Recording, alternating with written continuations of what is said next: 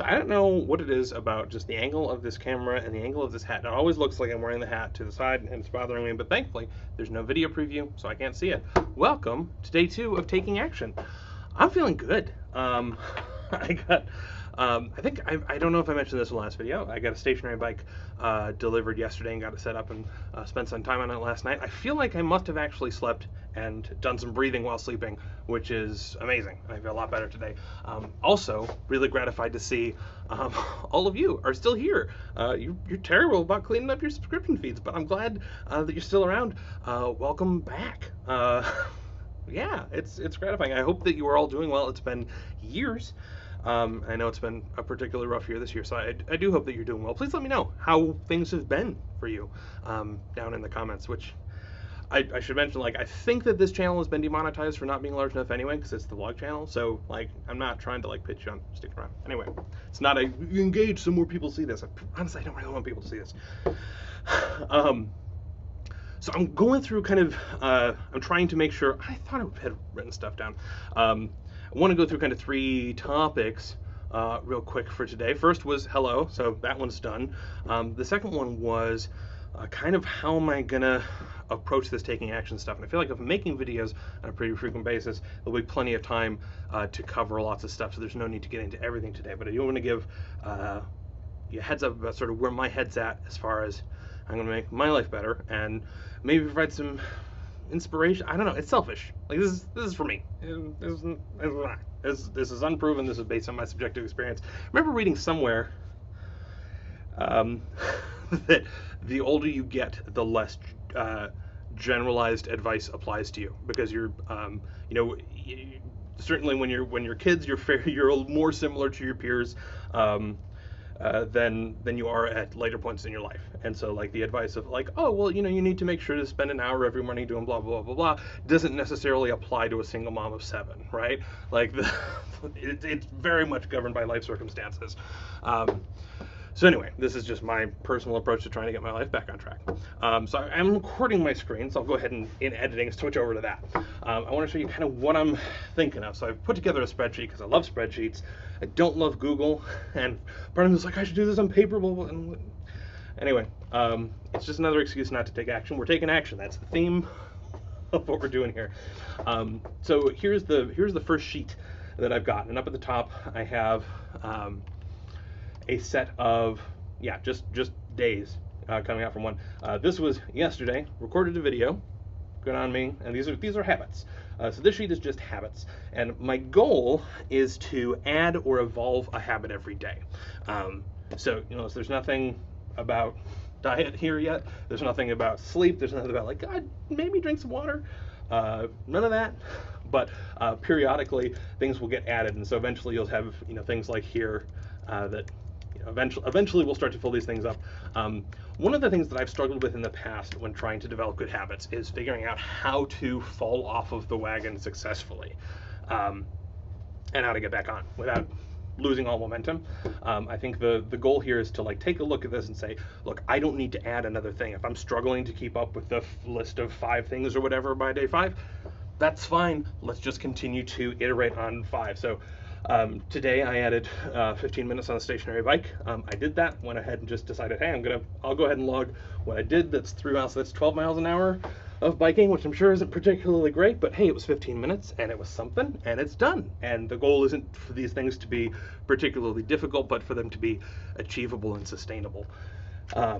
And so evolving, so tomorrow, if I discover, like, oh, I wake up and I'm in immense pain or something, then maybe evolving that habit for tomorrow can be, hey, we're just going to reduce this down to 5 minutes on a stationary bike, rather than necessarily adding a third thing.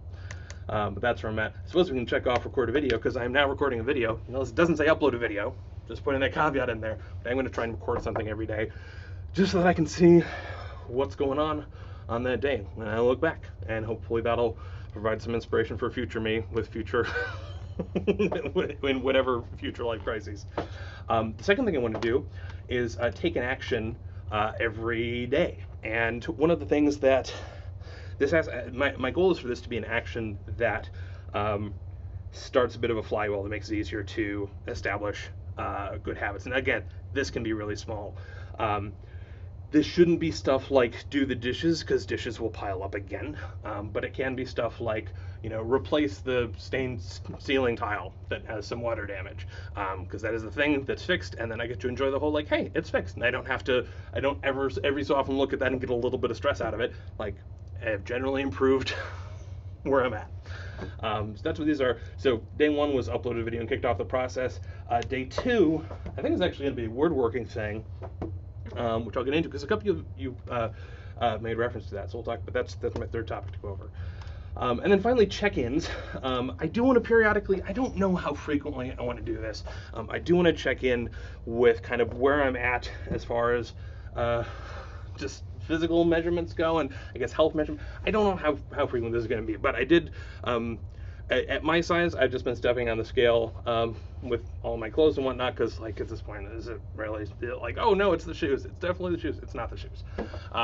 But I did, for the sake of it, go through and step on the scale properly, and got the measurements here. So I am right now, today, on the 31st, the end of 2020, at 399.9 pounds. I'm supposed to put units on there, right? And do that. And as far as percent body fat goes, it's 52.8%. I suppose we can make sure to format those as percentages, right? Let's go ahead and do that. Oh, okay. There we go. I want to tweak this. Actually, yes, I can do less precision, right? Yeah, okay. Because that's just what my scale tells me. Obviously, it's not particularly accurate, but it should give me nice trends, right? So then if we get, the non-scale victories of things. The other thing I want to measure, I didn't want to necessarily do a bunch of body size measurements. But the one thing I did want to track was the my thighs, because I store a lot of weight in my thighs. I have a lot of just general leg pain and nerve compression and stuff like that, and I'd love to see that get better. So that's the one thing. Now, I didn't measure things like camera. I also don't have, I'm sure somewhere I have a fabric tape measure, but I don't know where it is. What I do have is an out-of-commission USB cable that I just pinched where it was, and I have not measured this yet, but I was embarrassed to find it is pretty much the circumference of my thigh is probably longer than my leg length, but we'll go ahead and measure it right now. So I'll grab this, and we'll get the results in real time here for you. This is riveting YouTube content right now. All right, so that's actually going to go off the. That's going to go off of this. So we'll go ahead and say that's this USB cable. Normally you wouldn't want to use something like this. I guess if you wanted to be particularly persnickety about it, because the. What am I talking about? The rubber will stretch, but this actually has fabric around it. So that was 22 plus 14. So that's 36 inches. That's a waist size on pants, I think, I've seen in stores back when we went to stores. Which I guess is to say that both of my thighs need to start buying their own pairs of pants. Good news is that it's not going to take much for that to start going down, I hope. Boy, that's okay. Anyway, that's kind of what I'm tracking right now. We'll see how this evolves over time, but I guess I would expect you should expect from me, I guess, during these videos that I'll be saying like, hey, all right, I'm tweaking this habit, or I'm adding a habit. This is the action that I'm taking today or have taken. And then if we're doing a check-in for that day, maybe we'll check in. Maybe we won't. I think generally the check-in habit is going to be mostly just filling out these two columns. Then maybe every 2 weeks or maybe every week or something, we'll go ahead and check in and see how things are going. But I don't want to put too much pressure on, like, oh, are we seeing results yet? Who cares? It's not about results. It's about establishing good habits. The last thing, a couple of you were asking about the woodworking stuff. Now, embarrassingly, I've not been building much. I've been just trying to build things and being really bad at it, but I've been finding that it's fun, and it is a nice counterexample to that feeling of not having control over outcomes. Because when you're doing woodworking, like you make the thing or you don't make the thing, and it's not, oh, well, you tried your hardest, but the circumstances just didn't line up, or it just wasn't in the budget this year, so it doesn't matter. The results are directly proportional to your patience and investment. Patience is also a key one, that there are so many times that I've managed to just ruin stuff by going like, I just want to go quickly. It's like, look, especially like sawing.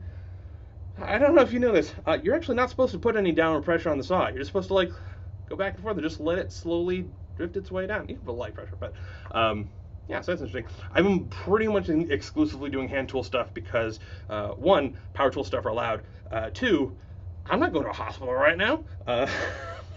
And three, I'm actually finding it fairly enjoyable to do a lot of work with hand planes and assorted tools. One of the things that I'm working on right now is a frame saw. Now this is awful, so don't judge it. This is newbie stuff. But the idea is that there's this frame saw. There's a blade that gets strung between, and it keeps itself under tension.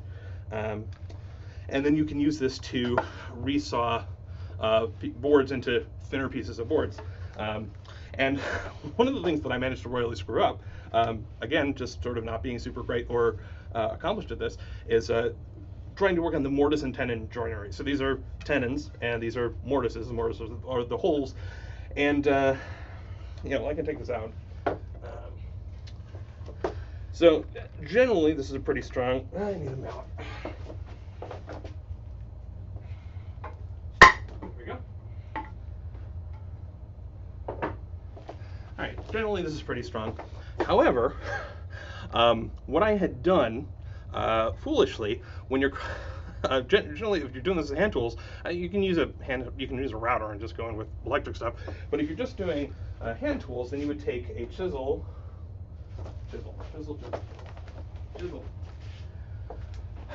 You take a chisel, you run it down the board, you hammer it in, and eventually you manage to work it all the ways. Now the unfortunate thing is, I don't know if I don't get a preview of the camera. What I had done is I chiseled out the mortise this way using this chisel. I also drilled out some of the waste with a drill once it stopped working super well.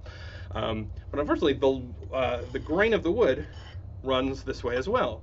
So some of you may be a little bit ahead of me. If you just put a chisel in here and then hit it with the mallet, what you're encouraging this thing to do is to just split in two, which is not great.